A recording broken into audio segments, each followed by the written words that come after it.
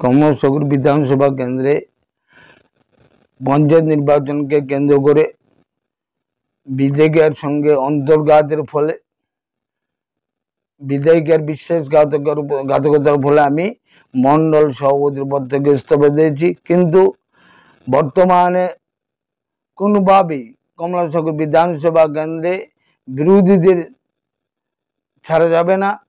আমার ভারতীয় জনতা পার্টির গ্রাম পঞ্চায়েত সদস্য, পঞ্চায়েত সমিতির প্রার্থী, জেলা পরিষদের প্রার্থী যারা হয়েছেন তাদেরকে বিপুল ভোটে জয়যুক্ত করার জন্য ভারতীয় জনতা পার্টির কার্যকর্তা এবং কমলসাগর বিধানসভা কেন্দ্রের গণদেবতাদের কাছে নমস্কার জানিয়ে বলছি, আপনারা ভারতীয় জনতা পার্টির প্রার্থীদের জয়যুক্ত করুন এবং আগামী দিনে কমলসাগর বিধানসভা কেন্দ্রের সংগঠনে যাতে কোনো রকম ক্ষতি না হয় সেই দিক থেকে আমি আপনার চেষ্টা করব।